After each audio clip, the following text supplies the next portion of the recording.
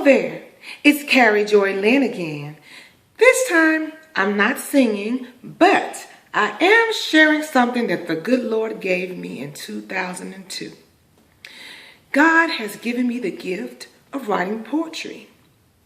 Well, at least I thought it was a poem.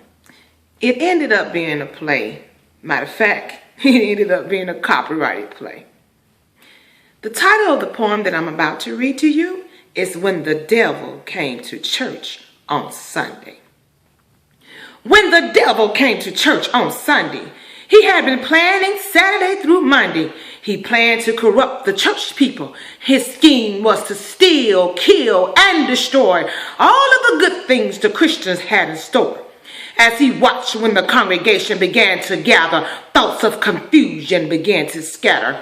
He watched the families as they took their seat. He even read the program to find out when each auxiliary would meet. As the service began and the people began to sing and shout, he slithered around and he walked about. He stood by the usher as she took her post and began to try and figure out what bothered her the most. He finally realized that she was weak, so then that old devil began to speak. He told her to take a look at Sister Sally's shoes, and then he told her more bad news. He began to tell her to look at the Christians' clothes, and then Sister Ursha turned up her nose. As he made his way around the congregation, he began to stir up more confusion and aggravation. He sat by the choir member up in the stand and began to whisper about the preacher man. As the choir member listened with her ear and began to wonder, thoughts of evil began to ponder. So the devil realized he had her stirred up, so he sat by the deacon and he said, "What's up?" As the deacon shook his hand and the devil began to talk, the devil sat and looked, and then he thought and smiled.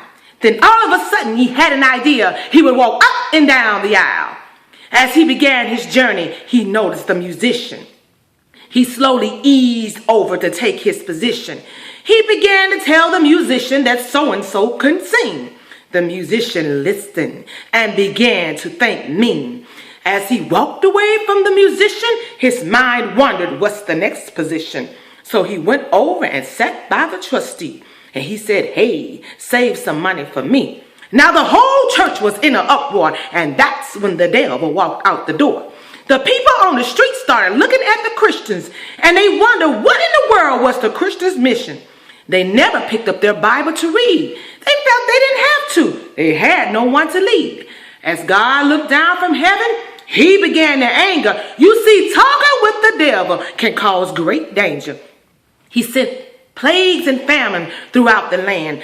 God was pretty upset with man. So man began to see indeed that it was God that they really did need.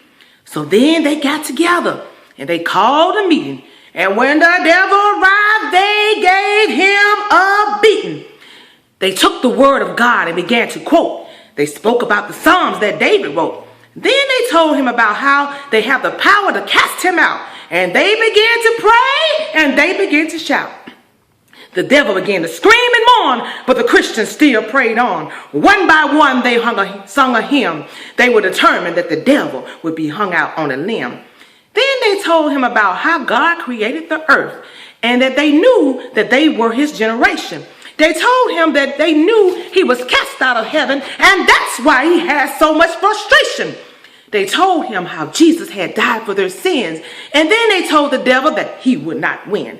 He swore up and down that he would win more souls. Then the Christians told the devil, "You won't, and surely God knows. We're tired of you coming in here, breaking up our church. We're tired of your Satan, and we've had enough.